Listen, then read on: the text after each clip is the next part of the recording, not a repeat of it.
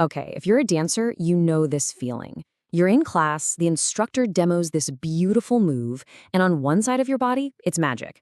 But the other side? It feels like you're trying to move through wet concrete. We've all been there, right? Well, today, we're going to get into exactly why that happens. I mean, this is the question that drives us all crazy. That one turn to the left that's just a wobbly mess, or a rotation to the right where it feels like your brain and your body are not on speaking terms. You practice and you practice, but it's like you're in a constant battle with yourself. So, what is really going on? And here it is, the big, wonderful, reassuring answer. It's not a lack of talent. It's not that you're not practicing enough. The secret is all about how your brain is actually wired for movement. And I'm telling you, understanding this is a total game changer. To really get this, we have to stop thinking of our brain as one single command center. Instead, let's imagine it's two different partners, each with their own personality, their own job to do on the dance floor. It's time to meet the two dancers that are working inside your head. So the scientific term for this is called brain lateralization. I know it sounds kind of fancy, but the idea is actually super simple. It just means that our brain's two halves, its hemispheres, they're not identical twins. They're specialists, and, this is the most important part, they each control the opposite side of our body. This little fact is the key to unlocking everything. So here's how those specialties work in dance. Let's think of your left brain as the analytical choreographer. It's the one that loves logic, breaking down steps, counting the timing, and it's in charge of the right side of your body. Now your right brain, that's the spatial artist. It thinks in big pictures, it feels the flow of the movement, and it knows where you are in the room. And yep, you guessed it, it controls the left side of your body. Two very different partners trying to dance together. Okay, the theory is great and all, but let's make this personal. Let's do a quick little self-evaluation right now to figure out your own brain's natural tendencies. This is where it starts to get really practical and, honestly, pretty cool. First up, your hands. This one's easy, right? Which hand do you write with? Okay, next your eyes.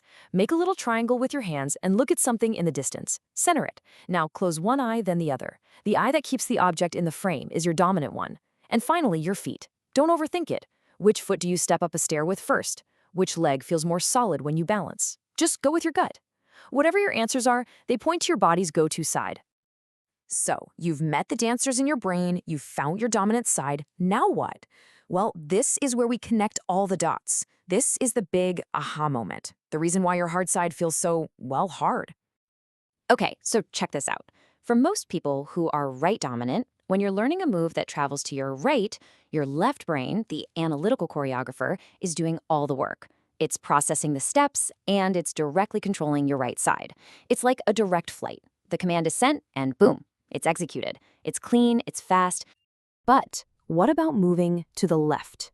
Your logical left brain still learns the sequence, but now it has to send those instructions all the way across a neural highway to your right brain, which then has to tell your left side what to do.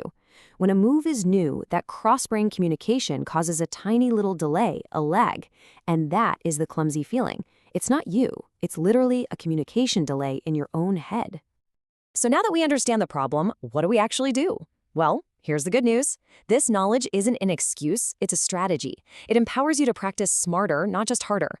So let's get into some real, practical ways you can start dancing with your brain. First, and this might be the biggest one, just be patient with yourself. That hard side isn't being stubborn, it just needs a few more reps to build up that neural pathway. Give it that time. Second, know your foundation. That dominant leg you identified, that's your natural pillar of strength. Use it as your anchor for turns and balances. And for all you teachers out there, this is huge. When you see a student struggling, instead of just seeing bad form, try to see their wiring. Acknowledging that can change absolutely everything for them. At the end of the day, this isn't about labeling yourself or making excuses. It's about working with your natural design. It really is like someone finally handed you the user manual for your own body. It takes all that frustration and turns it into a clear strategy for getting better, which makes the whole journey of dance so much more joyful. And that just leaves us with one final thought. This idea, this principle, it doesn't just stop at the edge of the dance floor. So think about it. What other areas of your life, maybe it's sports, maybe learning an instrument, maybe even just simple daily tasks, where could you have a breakthrough if you started working with your brain's natural wiring, instead of always fighting against it?